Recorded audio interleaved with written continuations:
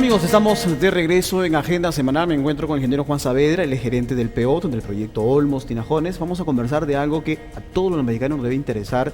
Odebrecht está solicitando un pago que se pensó que ya había quedado subsanado, se pensó en un momento de que ya se había acordado, se había llegado a un buen puerto. ¿A qué se debe este pedido de Odebrecht? ¿En qué se sustenta? Ya. En primer lugar, gracias por la invitación y un saludo a todos los TV escuchas, ¿no? TV oyentes. En este tema creo que es bueno establecer un marco para que la población entienda de qué se trata el tema, ¿no?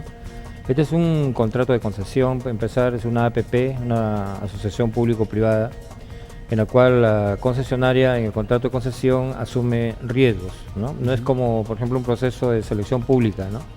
En la cual hay un valor referencial, hay incluso adicionales que se permiten. En este caso los riesgos tienen que estar asumidos en los costos, ¿no? Riesgos razonables, lógicamente, ¿no? Pero en el caso, por ejemplo, del túnel trasandino, que es la ruta crítica del proyecto, la ruta crítica significa de que si no se efectúa esta obra, el proyecto no llega a buen puerto, no se puede tener éxito en la conclusión de la obra. Y la ruta crítica del proyecto ya se veía que había algunos problemas geológicos que incluso están establecidos en el estudio definitivo. Pero ahí no se hablaba en detalle de los estallidos de roca, se manejaba un concepto muy grueso en esa época, ¿no?, de lo que es estallido de roca, y aquí también la parte soviética deja muy claramente establecido de que no existen los métodos modernos como para determinar a plenitud los tipos de roca que se van a encontrar en el túnel, y ellos recomendaban hacer un túnel piloto paralelo, pero a lo largo de toda la longitud del túnel trasandino, es decir, 21 kilómetros de longitud. La parte peruana consideró que era muy oneroso y descartó ese tema del túnel piloto a lo largo de todo el túnel. Claro. Y los intentos que se hicieron en diferentes épocas de un túnel piloto por la parte oriental de 600 metros y uno en la parte occidental de 300, cuando se estableció un contrato nacional por allá del año 89, se amplió este túnel piloto y eso se hizo coincidir con el eje del túnel trasandino. A lo largo de la construcción con el contrato nacional se encontraron algunos fenómenos de tipo más que nada litológico. Litológico tiene que ver con la calidad de la roca, ¿no? Una roca que parece barro a veces, ¿no? O se distorsiona o se deforma con el contacto con el aire incluso, y con el agua peor, ¿no? Pero hay otro tipo de fenómeno que es un fenómeno estructural. Este fenómeno estructural significa que cuando se levantan las montañas hay unos esfuerzos que quedan a veces atrapados ahí, se denominan esfuerzos residuales. Y eso en un túnel con una cobertura como la que tiene el túnel trasandino es bien difícil de determinar en qué zona o qué cantidad va a haber, ¿no? Entonces la oferta que ellos presentaron tomaba en cuenta exclusivamente las experiencias que se habían tenido hasta ese momento en la excavación de los dos tramos del túnel, tanto por oriente como por occidente, ¿no? Pero ¿qué sucede? Que después de haber tenido un éxito tremendo en la excavación del túnel trasandino con TBM y tener avances muy grandes, de tal manera que ellos pensaban que lo iban a terminar un año antes, comenzó un fenómeno natural de estallido de roca. Significa que al momento que usted excava, esos esfuerzos residuales atrapados hacen que la roca explote, ¿no?, de una manera abrupta, como si fuera una explosión con dinamita, pero no se emplea dinamita, es natural. Ese tipo de estallidos se clasifican estallidos bajos, medianos, altos, muy altos y mega estallidos. La empresa, como usted lo dice, si bien la tecnología no lo permitía prever, digamos que la intuición sí nos mostraba un poco el hecho de que podría suceder esto, y lo que se supone es de que esta previsión debería estaba contemplado en el monto que ellos estipulaban. Como riesgo estaba contemplado, pero un porcentaje determinado, ¿no? O sea que en las obras subterráneas, yo tengo casi 32 años trabajando en obras subterráneas, o sea, túneles, desde Carhuaquero con los suecos.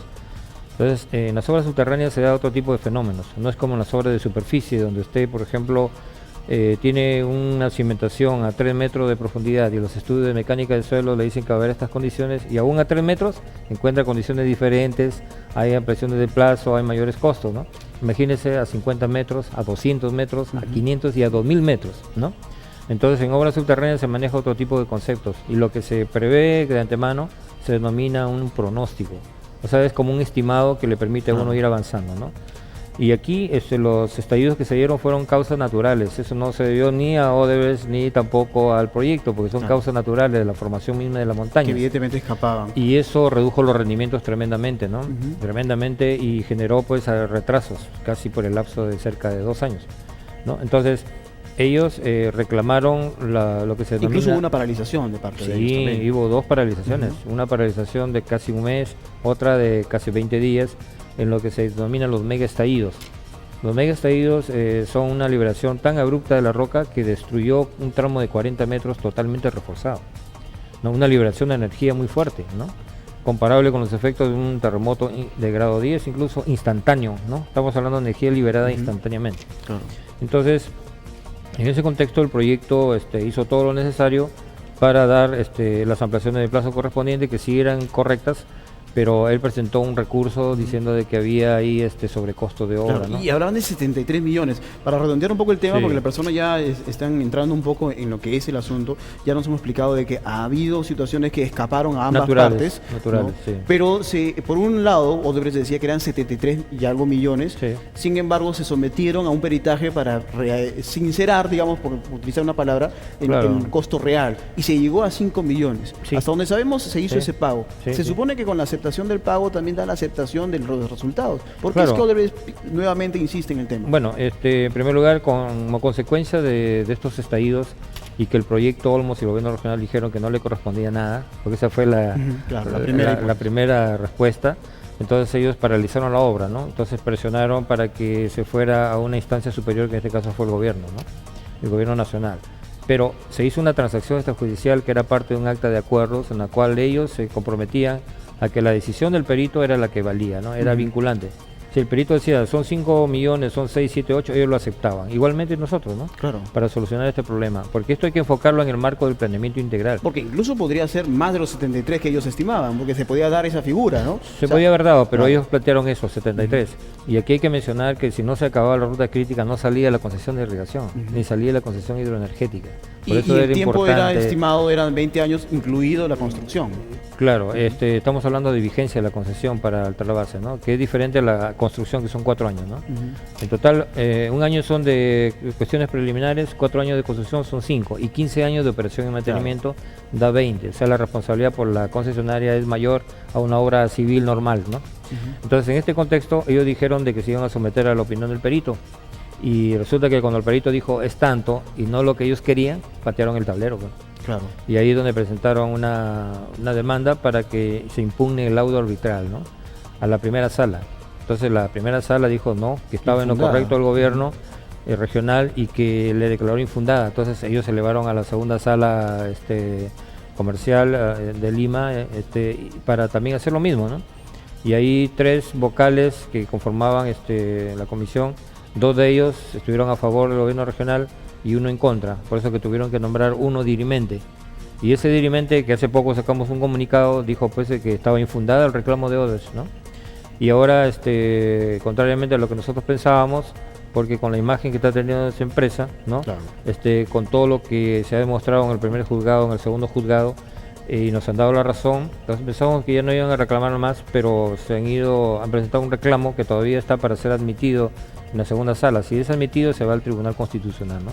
Y la Pero- posición del gobierno regional es permanecer en que, primero que por lógica simple ya se hizo el pago, si Sí. tú aceptas un pago, quiere decir que aceptas la Exactamente. determinación, pero como usted mismo lo menciona, estamos viendo que la empresa, lamentablemente, Sí. es lamentable que una empresa tan grande y tan conocida tenga problemas funcionales, tenga problemas legales en su país de origen, y que todavía esté en estos temas. Exactamente. Esperemos que bueno, pues la decisión de nuestras autoridades judiciales puedan determinar el hecho de que es, digamos que es casi una cosa juzgada ya, Sí, porque ya hay una exactamente. decisión preliminar, ¿no? Y nosotros acá solo queremos resaltar, la posición es firme.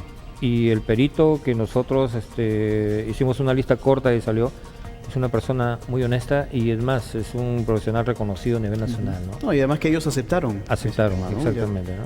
Bueno, ingeniero, el tema da para más y en una próxima oportunidad conversaremos un poco de Con los mucho avances. gusto, claro. El tiempo ha volado en televisión, lo importante es que la ciudadanía sepa perfectamente de que es un tema que de todo debemos estar interesados y seguir y conocer un poco más, y qué mejor que apoyar la decisión de nuestras autoridades. Ingeniero, muchísimas gracias. Ya, correcto. Bien amigos, hacemos una pausa comercial, regresamos, tenemos más aquí en Agenda Semanal.